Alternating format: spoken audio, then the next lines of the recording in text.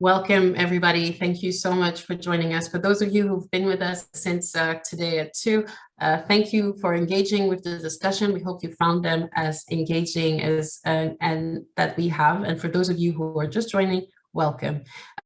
We will now be moving on to our third and final session, the road to economic recovery, as part of the NIPR Diaspora Dialogue, and which is itself part of the, will contribute to the NIPR Citizen Summit on Integration, Peace and Security. So for this session, we're welcoming an excellent panel of excellent speakers who will talk to us on what steps we need to take towards economic recovery. With this, I'll introduce our first speaker for the day, Professor Emmanuel Iga, who will speak to us on, are we ready for diaspora voting in Nigerian elections, prospects and challenges, which ties perfectly with the last topic that we've had. So Professor Iga is a seasoned professional with a wide-ranging international experience. He holds a doctorate degree in economic geography and development planning from the University of Paris 4, Sorbonne in France. Professor Iga has carried out several consultancy missions with the United Nations, UNESCO, the World Bank, the European Union, French government, and more, which have taken him to a good number of countries in Europe, the Middle East, Africa, and North America. He was bestowed the Bridge Builder Award for his role in construction and delivery of the Escravos Gas to Liquid project and $9 billion transformation mega plant in Delta State in Nigeria. He is currently a professor at EPAG Business School. Professor Iga, you're welcome. Thank you so much for joining us today. And I look forward to your comments on, are we actually ready for diaspora voting in the Nigerian elections? You have the floor. Thank you. I hope you can hear me. I can hear you, sir. Okay. Thank you very much, Crystal Udochi, for this wonderful moderation going on. And let me start also by thanking the Nigerian Institute of Public Relations for putting this event together. It couldn't have come at a more auspicious time for the NIPR, AfricaFora, and other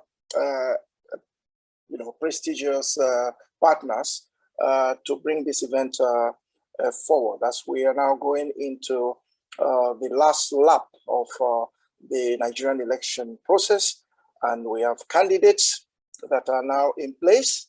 And if I may, I did in a brainstorming session on this program earlier on, recommend that it's a bit of a race against time, that if the NIPR could put together the recommendations from this dialogue with the diaspora and the dialogue with the 6 other zones in good time, it would be really great to submit the report or blueprint, I don't know how it will be called, to submit it to the candidates that are vying for the presidency in Nigeria, and ensure that they read this report and kind of give us a commitment to take some, at least, implementable recommendations if they should be elected, to take them up at the earliest possible time in their tenure.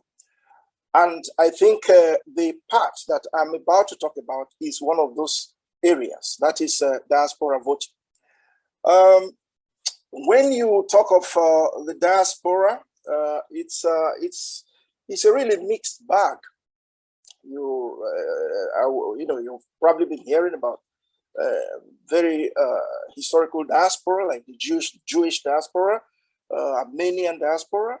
Now we have a huge Chinese Arab diaspora. A little is known about the Nigerian diaspora. They don't talk much about it except the remittances and all that. But diaspora, the Nigerian diaspora is a really mixed bag. We have Nigerians that have come for studying abroad. They want to further their education, and then they finally decided to stay back after graduating. We have Nigerians who actually came specifically for economic reasons. They came to earn their living here, and they came with some skills or competencies they felt they could sell outside Nigeria. And we do also have a huge number of Nigerians that have come as refugees out of the country. who have settled in different parts of the world. We have also students. We have business people that are coming in and out. When I say students, some of the students are just here for a short time and want to finish and go back to Nigeria. So when you're going to talk about diaspora voting, who would we be talking about? Who should be talking about normally? About Nigerians that have actually taken residence status in the countries, their countries of adoption. Nigerians have probably also taken the nationalities of the countries where they are. Some Nigerians have, in fact, double or triple nationalities or even more.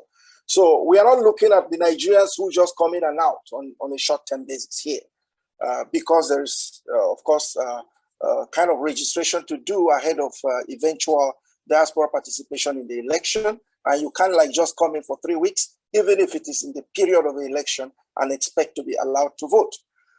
So that is one thing I wanted to specify.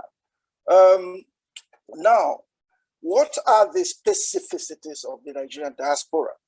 Well, I was looking for the population of the Nigerian diaspora when I was preparing my my little contribution, and I really couldn't get anything reliable. But I'm so happy we got something from the Nigerian Diaspora Commission, which is talking of about 17 million, over 17 million Nigerians resident all over the world.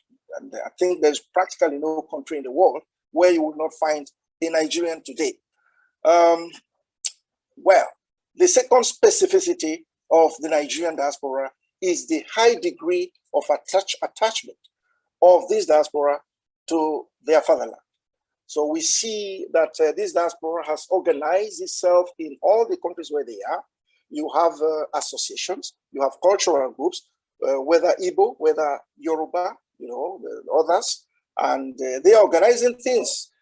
Even the Igbos organize New Yam festivals in Paris that we are always very happy to attend.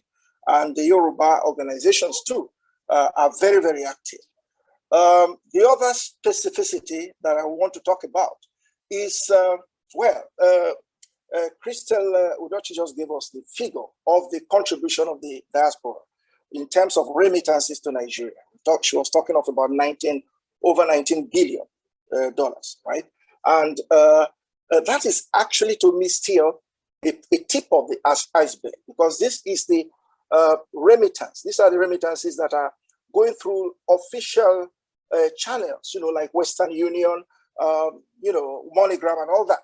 We are not counting the unofficial remittances going through people, going even through the diaspora Nigerians, traveling home with a lot of pocket money to go to spend in the country. So we should rather be looking at it globally as the contribution to the GDP, which also includes, you see, as I said, the diasporans are very attached to their fatherland, and it translates also in terms of the food that the diasporans like eating where they are.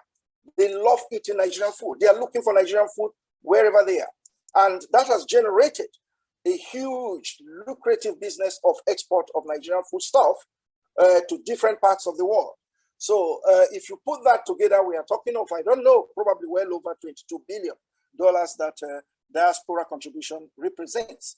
I'm happy somebody mentioned the effort made to organize the diasporans into what is called the Nigerians in Diaspora Organization. That happened during the Obasanjo era. The organization is still continuing, and Alistair, so we just talked about the Diaspora Day that takes place every July. So that is continuing and probably could serve as the platform, you know, for organizing the diaspora to go into this phase that we are all clamoring for, which is the possibility of the diasporans to participate in the votes.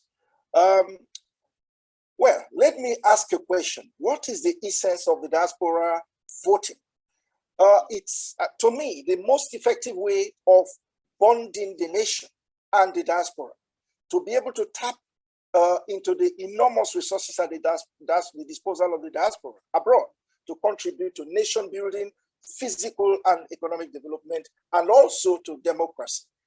Unfortunately, I don't think the Nigerian political class seems to have understood this very well. Somebody just mentioned what happened, the unfortunate incident that took place in the National Assembly, where a petition that was being proposed by a diaspora group in America was simply dropped, simply because the senior legislator presiding the deliberations of that day simply just said the diasporans are living abroad, they are enjoying themselves there, they don't have anything to do with us, and if they want to come and participate, let them come down physically and be in Nigeria with us, which was honestly very shocking to many members of the diaspora.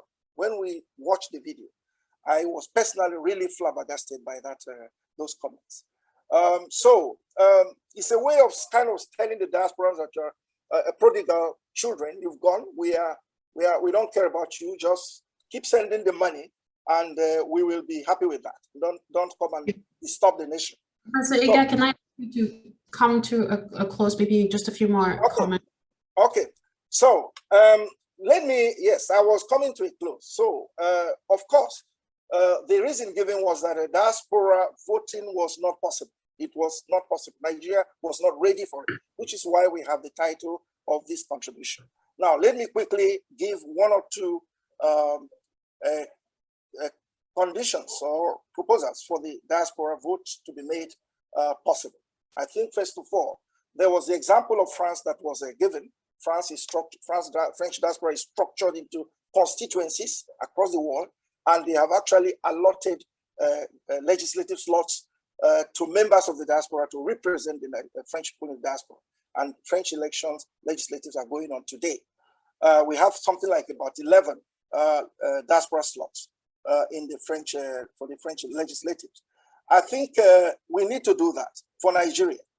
We need also to revive the diaspora project as soon as possible, diaspora vote project, which we missed for this 2023 election. And I think we should immediately go on board with the federal government if they need the assistance of the diaspora, whether it's on the technical front or whatever, let them mention it so we can work together with the legislators to come up as soon as a new legislature will be in place by May or June 2023, so that we can work together and not miss the target of 2027. Third proposal, of course, the embassies should, in parallel, start to be equipped towards this objective of diaspora vote. They should be able to start a vigorous registration drive of Nigerians in the diaspora, in the consulates, in the embassies, so that we'll be ready on time. Of course, now registration of Nigerians in the consulates is kind of voluntary. So if we now tie it to diaspora voting, that is definitely going to encourage a lot of Nigerians to go to the consulates and be registered. It's a way of also taking the census of Nigerians in the diaspora. And then I can close with this last recommendation. The legislature that is going now, I think, well, of course, they must have packaged whatever deliberations they had on the failed diaspora bill that has gone, but I think they should try to work with Abike Dabire to recover all the materials and put them forward to the committee in the legislature, the National Assembly, that is going to succeed them, so that they will be ready to go right from the first day in 2023. Thank you very much. Thank you so much, Professor Iga. I think those were straight to the point and very concrete recommendations that seem should be absolutely doable. And I look forward to seeing them being included in the recommendations by NIPR. Without further ado, I will move on to our next speaker, who will also be addressing the same issue, Mrs. Dedeke, who is joining us today to talk on, are we ready for diaspora voting in Nigeria's election prospects and challenges? Prospera Dedeke is originally from Warri in Delta State, Nigeria, and she's an activist whose work is focused on child abuse and domestic violence in the Nigerian diaspora. She supports fellow Nigerians who reside in Morocco and across Europe. In one of her projects called Table Turn, Dedeke has contributed as being a voice for the voiceless, for widows and the less privileged in Nigeria, Morocco, Jamaica, Mauritius, and Barbados.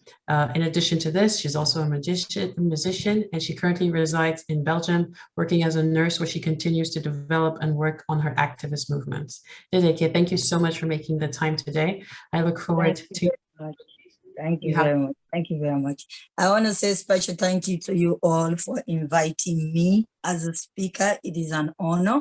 And I'm very proud that my voice will be heard also as a Nigerian and also as an activist. Being for the question that is being asked, are we ready for diaspora voting in Nigeria election?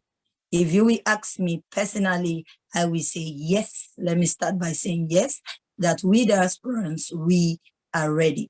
Why should the diaspora be denied for no voting? Why should we be denied for no voting? We need the rights to vote. And that is the voice that we need to put out there as Nigeria. It doesn't matter where we are. It does not matter the world where we are in, but the right of voting in Nigeria election, it is very necessary that we who are in diaspora, these rights should be given. This right should be given because we contributed a lot into the Nigeria economy. And I believe that in this aspect, we need the right to vote. We should not be denied of the votes as diaspora, as we are here as well. According to an article written by the Nigerian Tribune, the diaspora contributed a lot, just as our sister said, 19.2 billion in 2022. That is a lot. And our brother just said it, that is the article that is officially made. What about the ones that are not officially made? And this figure is the highest in the sub-Sahara. It is the highest. It is the highest in the sub-Sahara, in which we recorded 14.1% lapse, which is 49 billion.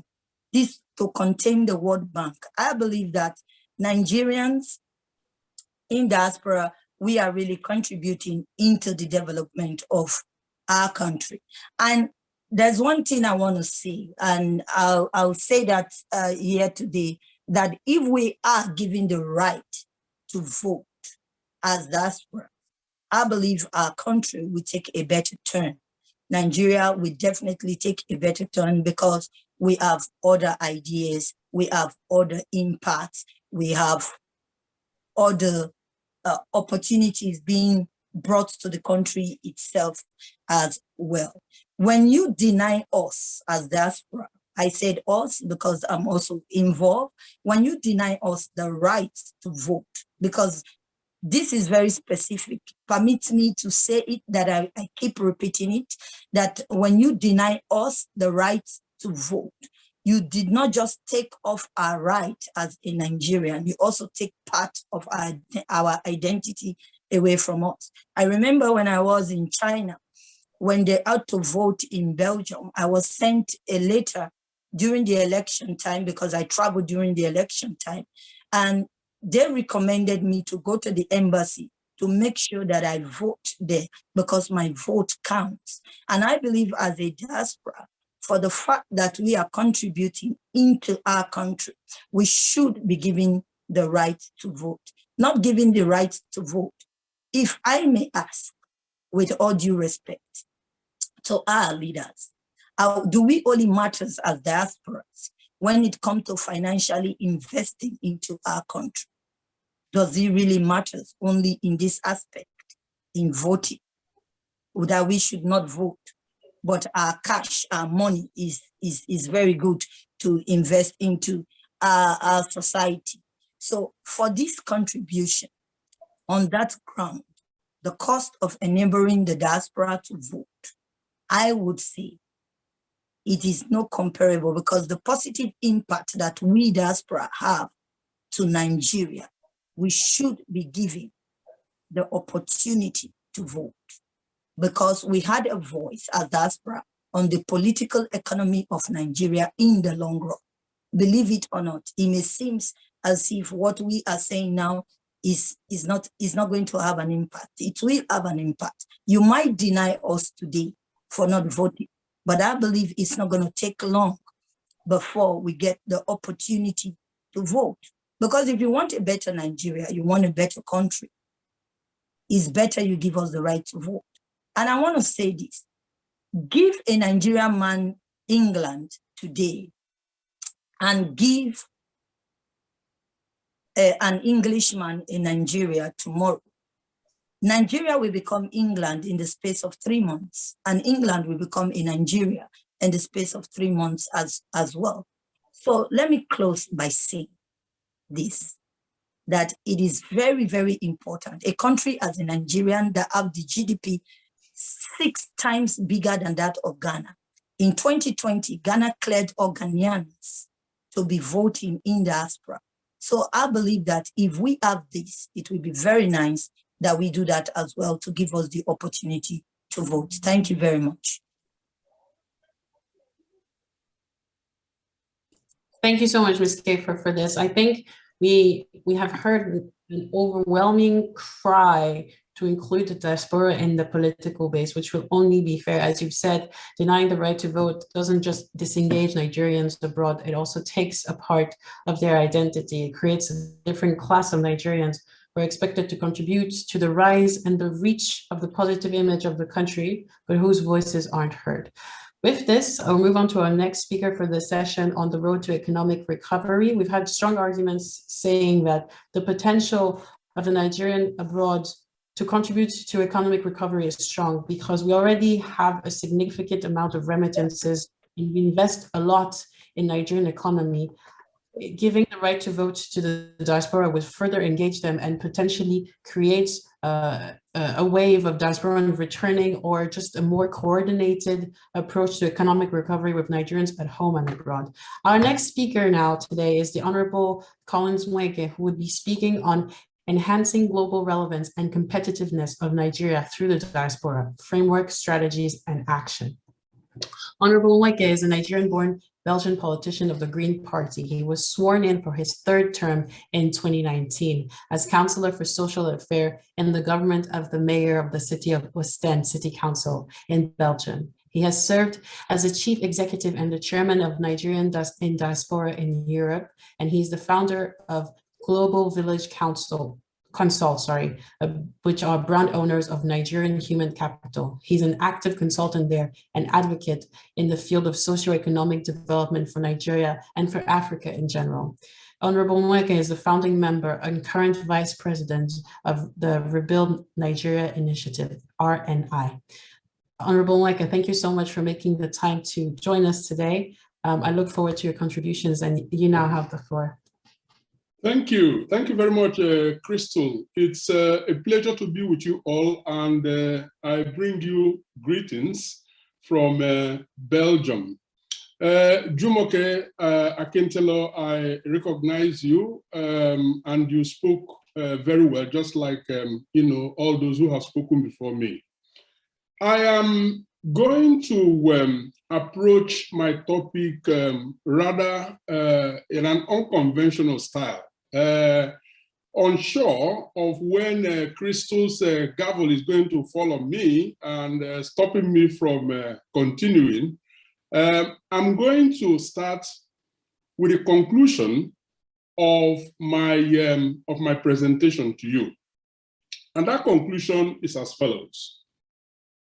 It has taken very long for Nigeria to be in the deplorable state that it is now in terms of global relevance and in terms of competitiveness. Now, it will not take that long for Nigeria to return back to where it ought to be. What it needs is the right set of leadership that is leadership for purpose, and then the country will gradually return with the speed of fire. Now, if any one of you is actually in doubt about the sense in what in the conclusion that I'm drawing now, you only need to, rewind media reels, media clips of the past months and see how young Nigerians are actually carrying out silent but loud political revolution in Nigeria. Now, notwithstanding the outcome of the coming election, whether the person most young Nigerians are clamoring behind is going to become the president of Nigeria or not, whoever wins this election will probably already gotten the message or purpose, and then the country will gradually return with the speed of fire. Now, if any one of you is actually in doubt about the sense in what in the conclusion that I'm drawing now, you only need to, rewind media reels, media clips of the past months and see how young Nigerians are actually carrying out silent but loud political revolution in Nigeria. Now, notwithstanding the outcome of the coming election, whether the person most young Nigerians are clamoring behind is going to become the president of Nigeria or not, whoever wins this election will probably already gotten the message that it is not going to be business as usual, that young Nigerians especially, who owns the country, who owns the future of the country, are ready and they are prepared to reclaim their country. So that is just to let you know that my presentation, although is going to be bleak in the sense that I'm meant to talk about global relevance of Nigeria and its competitiveness, I also harbor very positive sentiments about the rebound that Nigeria can experience if the right leadership is in place. And so that's the conclusion of my presentation. Now let me get to the meat of it. And I have put together some 5, let me say, bullet points in terms of what I will be talking to you about. I will first look at relevance itself in terms of the question, is Nigeria globally relevant? I will then go ahead to look at the competitiveness of Nigeria in the global economy. Once I have done that, I will then begin to, narrow the focus to the essence of the conversation, the dialogue that we are having here, which is the diaspora. And then I will pose one question, which is, what tools do we have in place as a country to actually engage with the diaspora in such meaningful manner that they help in the rebuilding or the rebound of Nigeria as an economy?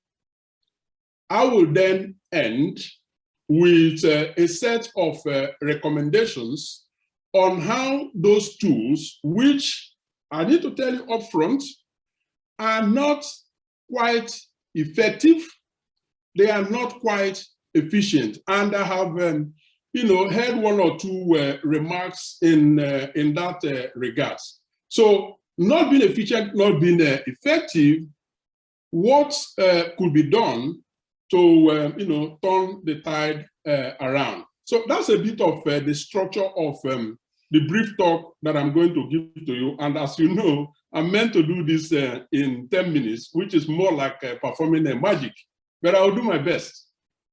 Coming to the global relevance of Nigeria, there are a few points that I want to drop here. Nigeria is a regional power in Africa. Now, it is for a reason that it is called the giant of Africa, even though there are question marks hanging over that its giant, stature. However, I mean, speak to other Africans, look at our population, the largest in, actually the largest Black nation in the world, of which it is estimated that 1 out of, 5 out of every 10 Black person in the world is actually Nigerian. So it is not for nothing that Nigeria got that accolade of being the giant of Africa. In many ways, it can be regarded as an emerging economy. And then also, this is significant, and I think we should pay attention to it, because it's one of those things that actually give hope to most of us here that are still engaged with Nigeria despite the challenges. It is something that gives us perspective, gives us aspiration that it's not all bad, that it will be okay. And that is the fact that despite COVID-19, despite the recession that Nigeria has witnessed, and despite actually the instability in terms of security and all of that, Nigeria's GDP at the last count in 2021, I believe in May 2021, which is the last figure, stands at $504 billion US dollars. That is significant under the circumstance, and of course, the largest and perhaps sharing space with South Africa. Now, what that tells you is, if we can achieve this under these challenging circumstances, imagine what it will mean if we begin to get our governance, our leadership, better. So that's on the relevance of Nigeria. So there is no question as to whether Nigeria is a globally relevant country. It is, no doubt about that. It could be better, of course. Now, going over to the competitiveness of Nigeria. At this moment, the country is not quite competitive, and I wouldn't take into the details. I would just end it at, the 5 core indices that makes Nigeria not to be competitive. Number one is inadequate supply of infrastructure. The foreign currency regulations, we've all seen that, perhaps most of us here are in the diaspora, how volatile the, currency, the money transfer regime has been in the last couple of years. It's gone through a whole lot of changes, and it hasn't gotten easier to remit money to Nigeria. And, the same thing is affecting the economy. And then access to finance in Nigeria is an issue. The banks have become more or less, trading companies as opposed to, lenders, to, Nigerian small and medium-sized enterprises. You have the issue of corruption. And finally, as the fifth, serious issue is inefficiency of government bureaucracies. It is not calling saying these are actually reports gleaned from the World Economic Forum. But on the other side of the ledger, I have just painted a picture, a negative picture, but there is also, on the other part of the ledger, some positive indication or indicators. Number one is the private sector capacity to innovate.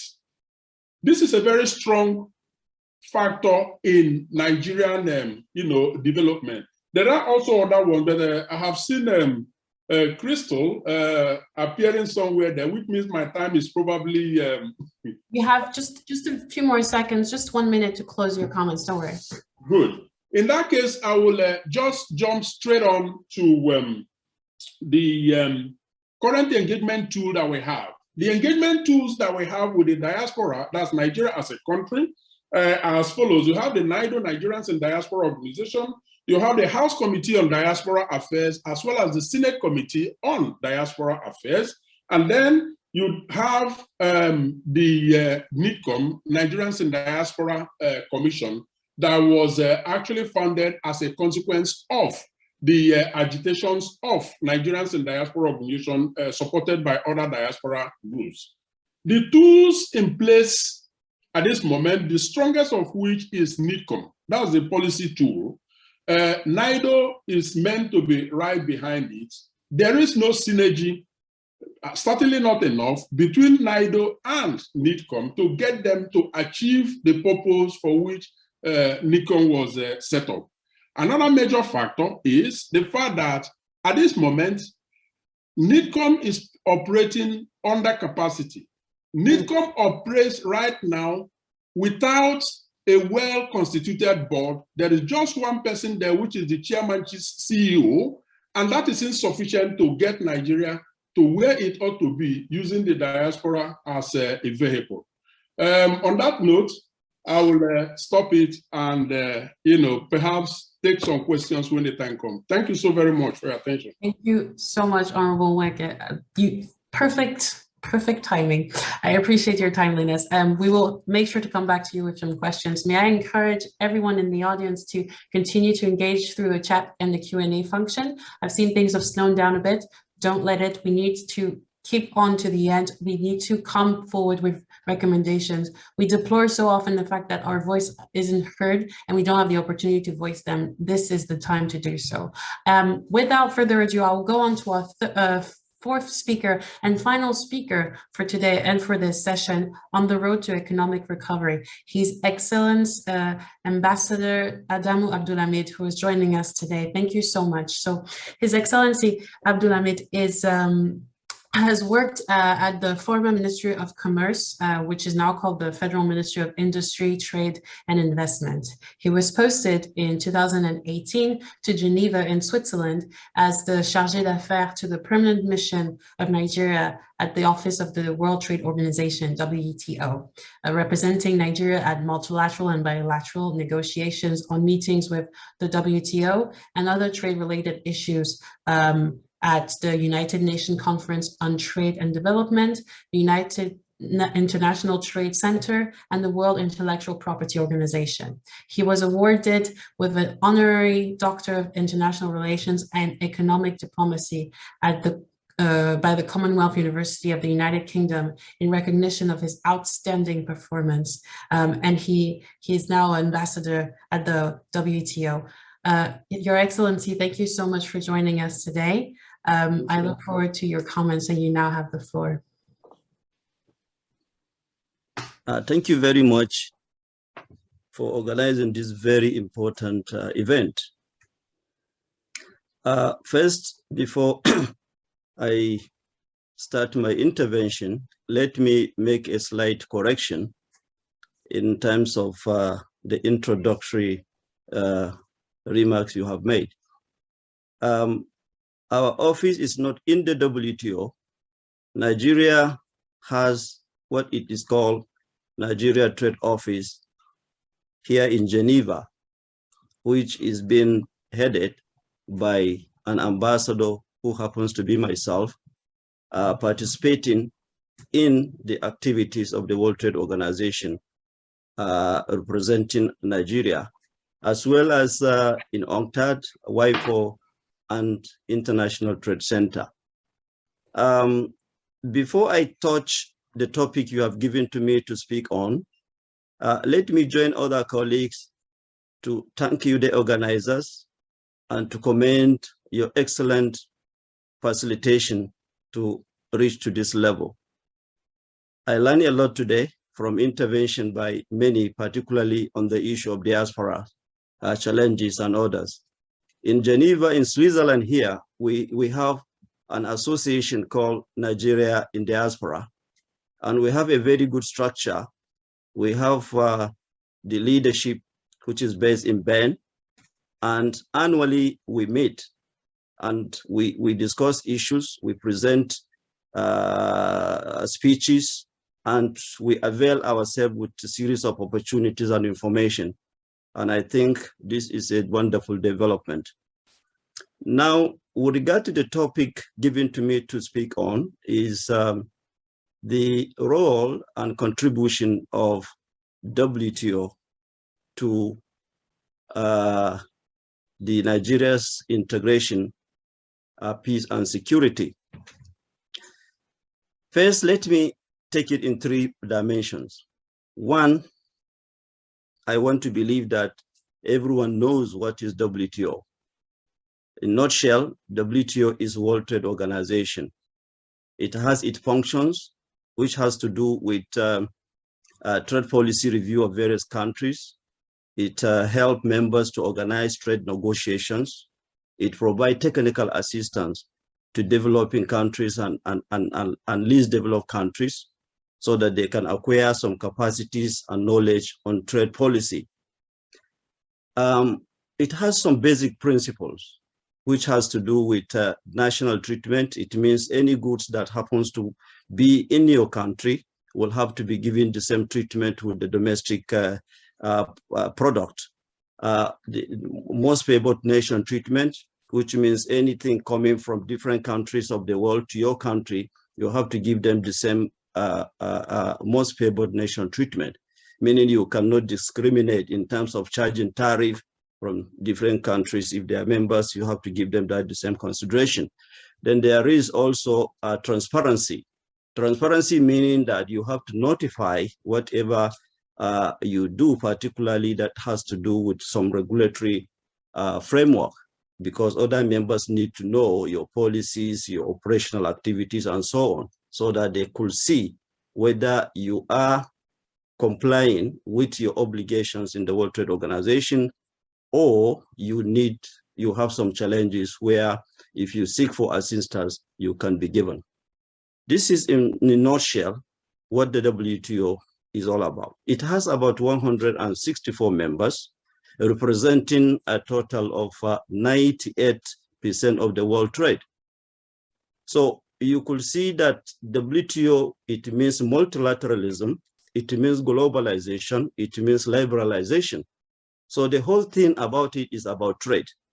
And the intention is, what could they do to improve the life condition of everyone?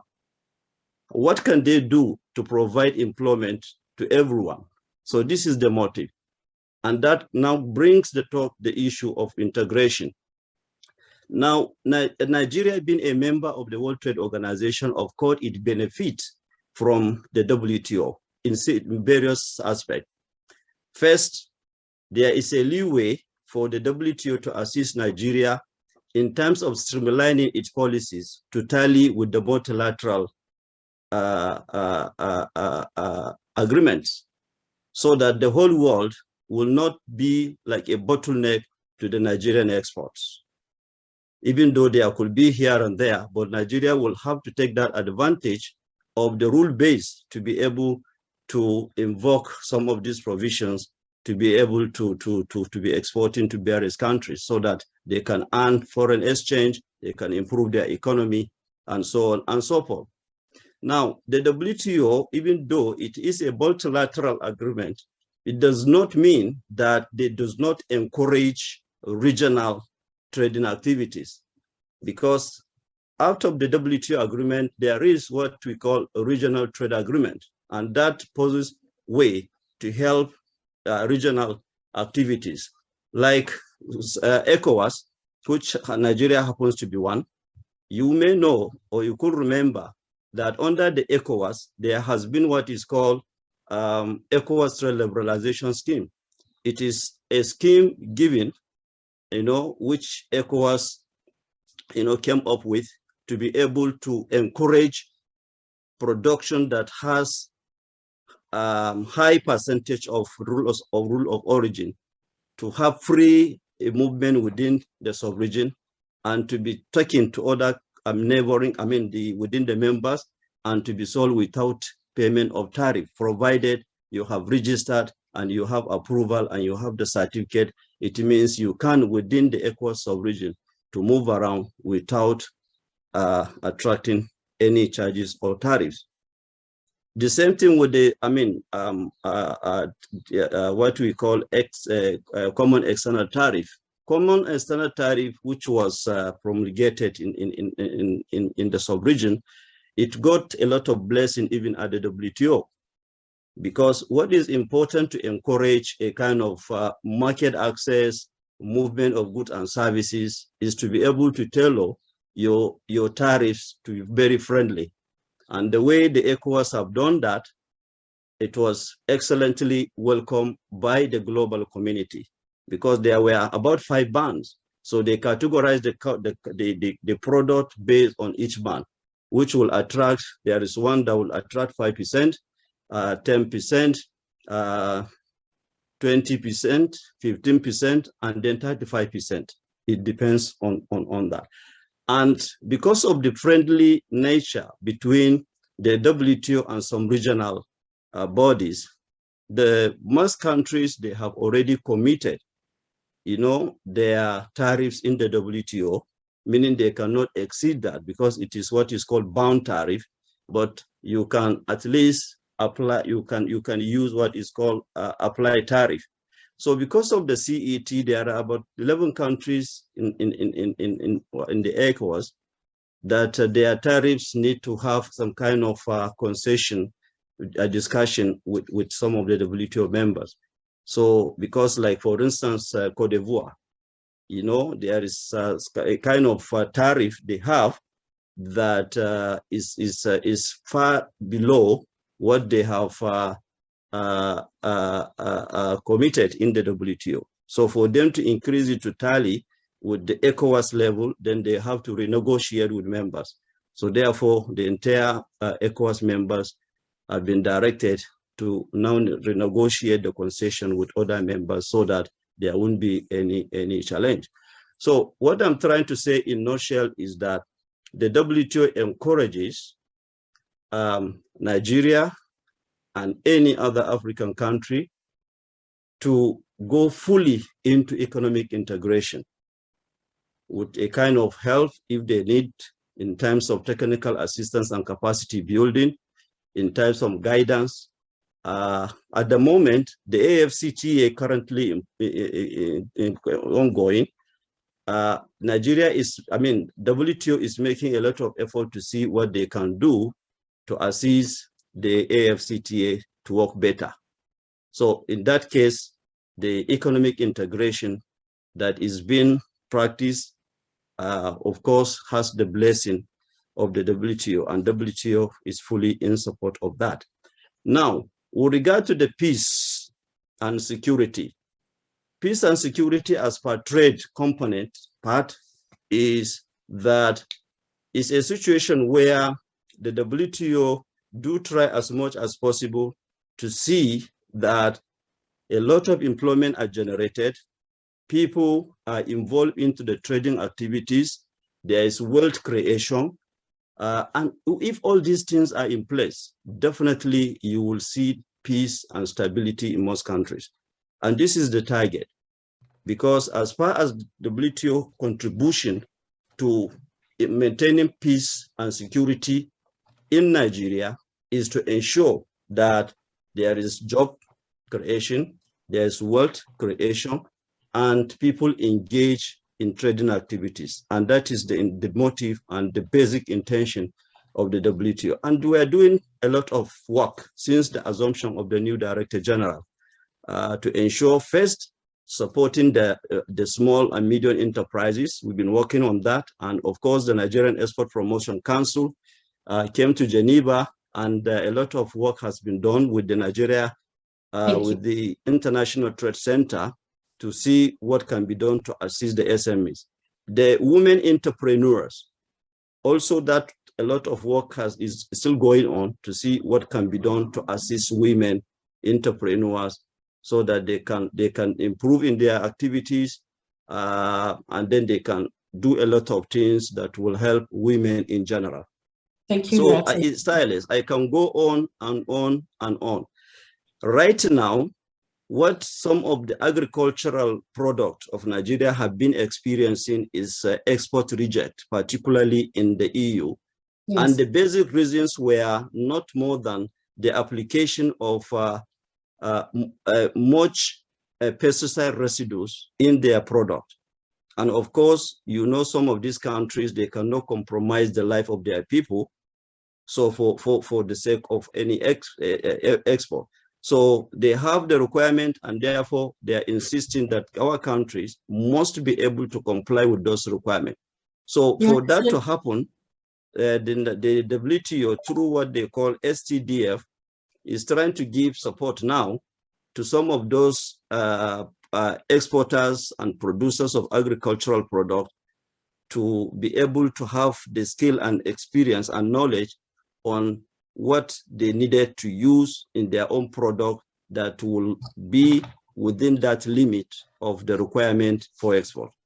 So in nutshell, in conclusion, this is what I can say, that WTO contribute a lot in terms of economic integration, peace and security in Nigeria, in Africa, and of course, globally. I thank you. Thank you so much, Excellency, and I'm sorry for interrupting you. And thank you for the correction on the biography and the explanation and the framing of what the World Trade Organization allows to do. I will move in now to our Q&A session. I will try and give every speaker a brief slot to address the question. I will first go to Honorable Nweke for the first question. How can NIPCOM better coordinate its activities to better benefit the Nigerian diaspora? And to your opinion, briefly, if you can, and you must, NIPCOM and NIDO, why do they not collaborate? I think fundamentally, the reason NIPCOM and NIDO are not collaborating, and please pardon me for being blunt, because we don't have time to dance around the issue. The reason is simply because the head of NIPCOM perceives NIDO as a threat to her interests. It's as simple as that. Now, that is far from what NIDO is or what NIDO ought to be. NIPCOM actually came to be as a result of the efforts of NIDO, and so they should be complementing each other and working together, but that is not happening. Now, NIPCOM does have an excellent, what I can consider an excellent policy paper that was published a year ago, 2021. In that document, it was highlighted how the policies and the activities of the Commission should be evaluated and taken to task.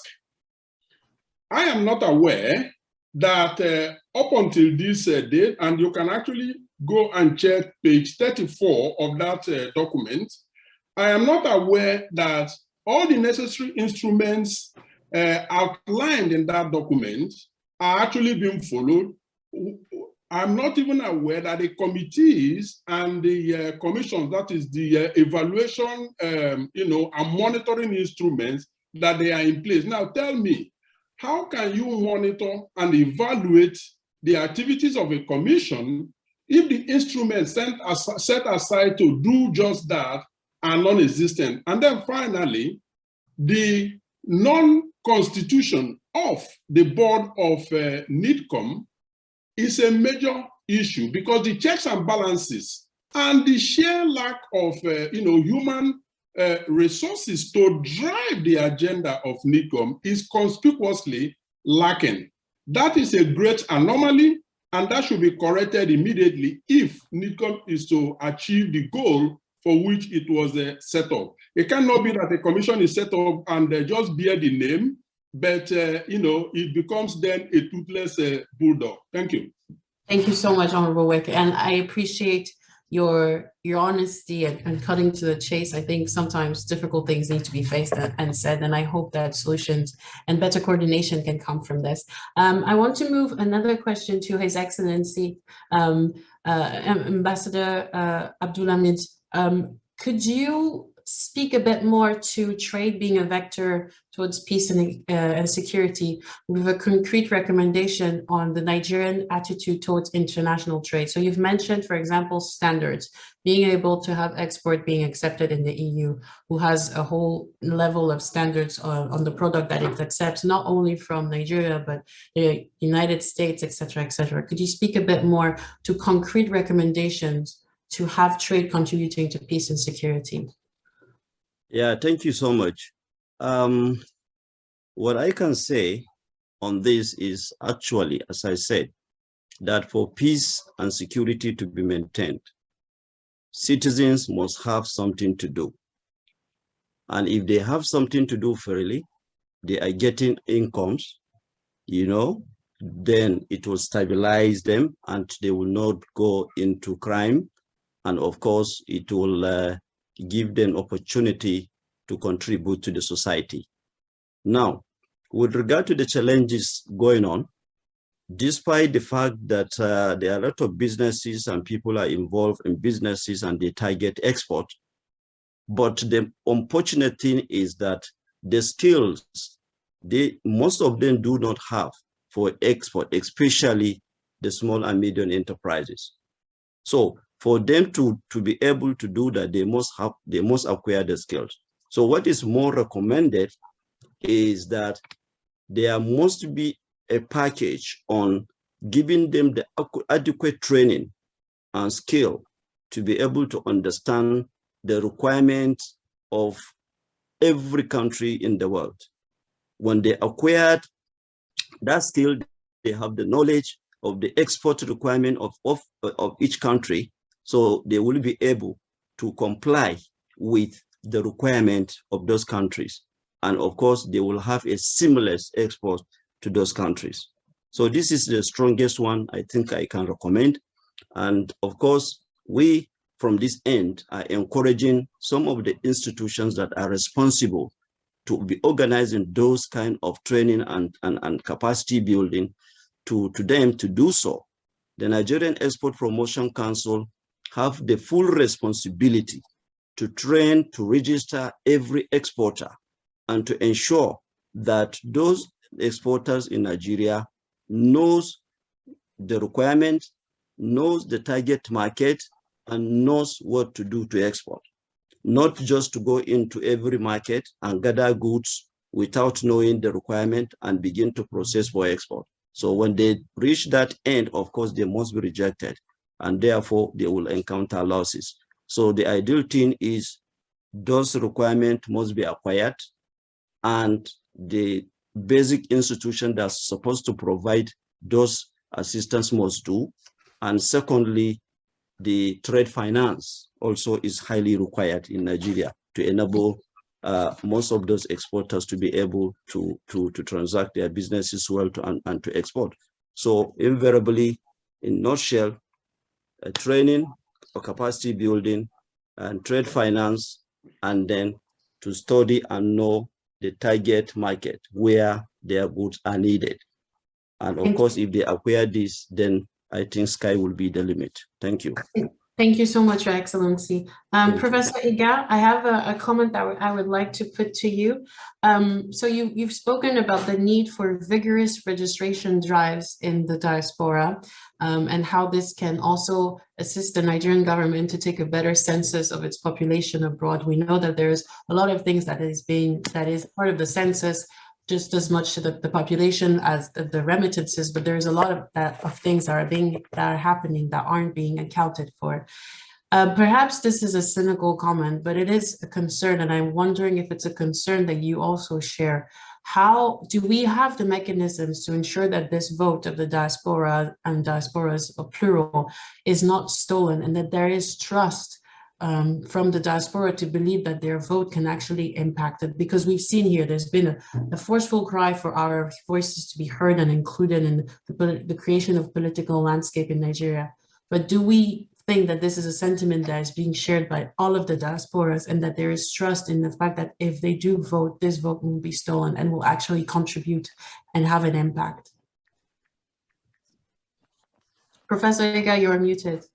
I'm sorry.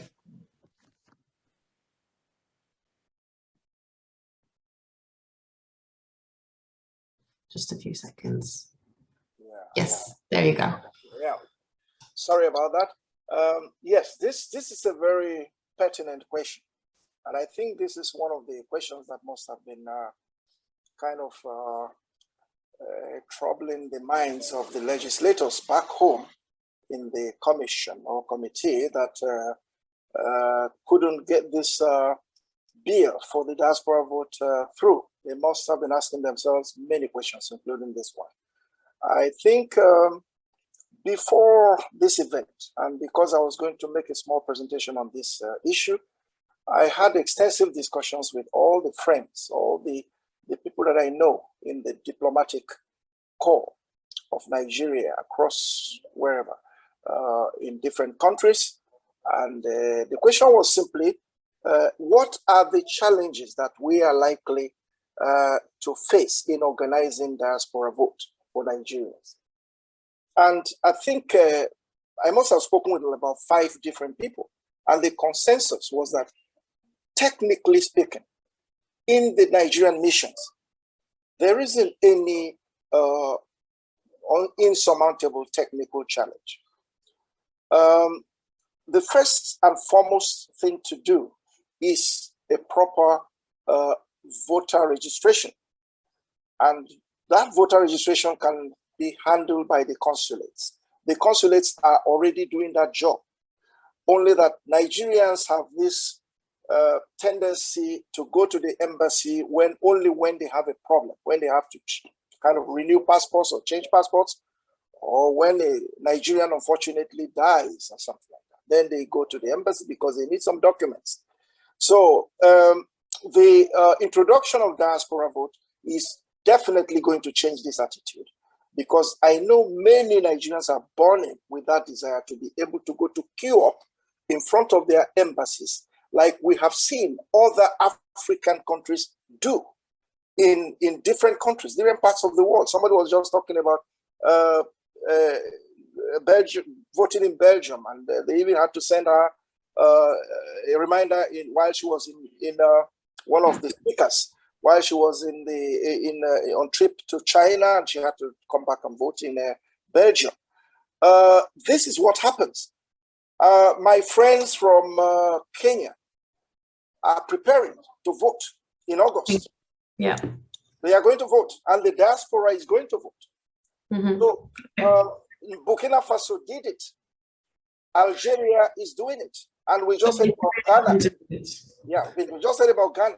So what is this that is so much rocket science in organizing diaspora vote for Nigerians that Nigerians cannot handle? If there's anything Ghana, Kenya, Nigeria, Burkina, small Burkina Faso can do, then I can even tell you that Nigerians should be able to do it even better. Thank you, Professor. Let me just conclude. Very briefly, yeah, very quickly. There is no technical challenge with organizing the diaspora vote. And that was what the people I discussed with told me. The second thing that I was a bit surprised hearing that from diplomats, is that they believe in the event that we have diaspora votes in the foreign missions, Nigerian foreign missions, we are definitely going to have the votes that are most reliable, most transparent, most fair, and that will be most acceptable in the Nigerian totally the Nigerian elections. And so there's a great optimism about that. It's just a matter of putting the technology in place, which actually many diasporans in different countries will be willing to help our foreign missions and the Nigerian Electoral Commission, INEC, to put it in place, even with free consultancy. Thank you, Professor Ega. DJK, if you're still with us, could you please answer also to that? Do you feel like you will trust that your voice and your vote will not be stolen if you're still with us? Very briefly, I have yes. 1 minute, please. Okay, all right. I believe that my vote cannot be stolen. Reason, because we live in diaspora and there are other ways to do things. I don't think that. And I think, if you will excuse me to say, I think that is what most politicians in Nigeria are afraid of, because when diaspora are given the right to vote, our vote will definitely count. And I believe we have a better Nigeria. Thank you. Thank you so much. And thank you for sticking to the time limit.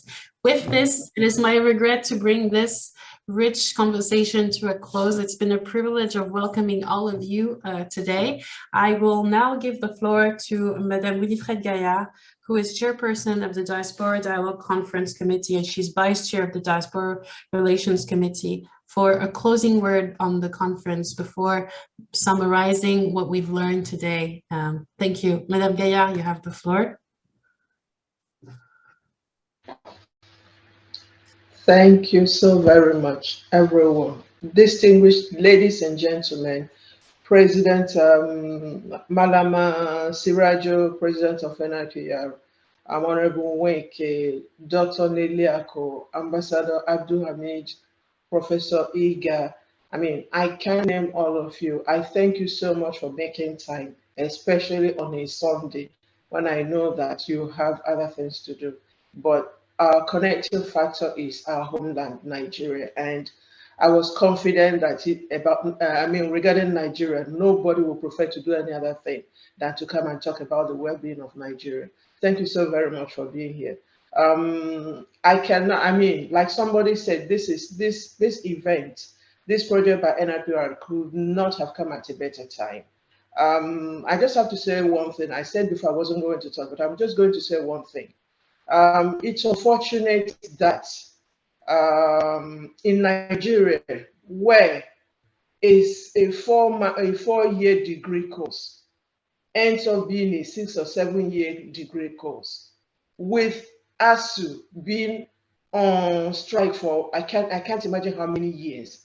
We hear the Minister of Education paying 2 million naira to contest an election, 100 million naira to contest an election. I mean, that blew a lot of people. I mean, we don't know, we didn't know how to react to that information. To start with, how can people pay 100 million naira to contest an election that only one person will win? You have about 20 people, I don't know how many people, paying 100 each million. Why don't we have a system in Nigeria where government will say, okay, Nigerians contribute money to solve one problem or another? Since we have people who can pay 100 million for an election they know they will lose, I am sure they can contribute that 100 million to solve one problem or another. How can we be from a country where this is normal? You saw people carrying money, naira in Ghana must go back, that they were returning it. There was a candidate who lost an election and he said that all the people should bring the money, and you saw people coming with bags of Ghana must go, money, raw money, and nobody is condemning that. Jesus Christ, let's wake up that what's going on. NIPR, thank you so much for making this possible. Dr. Lepo, I thank you for the confidence you had in me to ask me to do this in Diaspora. I thank you so much. The battle for Nigeria continues. On our private level, we do the Nigerian Day because we believe in Nigeria. I mean, I've been doing this. I started my first Nigeria-South Africa International Day in 1997 in South Africa. The fight has never stopped. It's just that Nigeria is going down and down and down. Let us just think that this is the lowest we can go. Thank you so much, everyone, for being here, and God bless you all. God bless Nigeria. Thank you so much. I thought I was going to close, but I can't add anything to what you've said. I want to join myself in thanking all of the speakers that we've had today, not only the speakers for this session, but the speakers from all the sessions earlier. I want to thank Mr. Ita. I want to thank Dr. Neliako, Madam Sirajo. I want to thank Madam Abdulhamid. I would like to thank Professor Iga. I'd like to thank Mrs. K. I'd like to thank Honorable Mweke. I'd like to thank Commandant Shoyode and Ambassador, His Excellency Ambassador Abdulhamid. I'd like to thank Mr. Lar and Alaji Akoni, Mr. Enefe, and Mrs. Akin Taylor. Thank you all for your contribution. I would also like to thank the audience, without whom this wouldn't be possible, because we can have all of these bright minds bringing forward the recommendations, but it's the audience that makes this. I would like to thank you all for engaging and for staying with us on a Sunday to bring forward your ideas, your fears, your concerns. And I would like to encourage you to push this further and continue bringing forward your recommendations. If you haven't already, please email us at admin@africafora.com. This conversation we need to make sure it doesn't end here. We need to make sure that what we're discussing now actually has an impact. As I mentioned in the very beginning, the Diaspora Dialogue is part of the Citizens Summit on National Integration, Peace and Security that is being held by the National Institute of Public Relations and its partners. I would like to make sure that the Diaspora Dialogue is not something that just happens on one day. the Sunday in June. This is something that is ongoing. This is something that has already been started well before, as we heard by Mrs. Akintaylor. We've had diaspora days, we've had diaspora discussion. Let's continue the diaspora dialogue with Nigeria, and let's make sure that we actually can have the impact and that our contributions can have the impact that we wish it to have. With this, I'd like to continue encouraging you to engage with us. You can follow us on social media. You can use the hashtag NIPR Diaspora Dialogue to continue engaging with this content. We will make sure that there is a communique that is being circulated at the end of this conference. Sorry about that. There will be a communique that will be circulated at the end of the conference. Your contributions will be reflected in that communique. And with this, I think we can bring it to a close. Thank you so much. Can I give you a message? Of course, please. Yes. Thank you so much. I have just informed Dr. Ngozi Okonjo-Iweala of this program going on, and she sent her greetings. That is wonderful and most welcome. Thank you so much for sharing our work. Thank you, sir. It is wonderful, and surely if she has anything that she'd like to contribute to this conversation, this would be absolutely wonderful. With this, thank you everyone for making time. I will be sure to see you shortly. As we have said, this will not end here. And goodbye, everybody. Have a wonderful Sunday evening and hopefully a very productive week. Thank you. Can you please provide my contact to Collins? I want to talk to him later. I will. Collins Nweke. I will. Madam Gaya will make sure to do that. Thank you. Okay. Thank you so much. I will, Your Excellency. Okay. Thank you.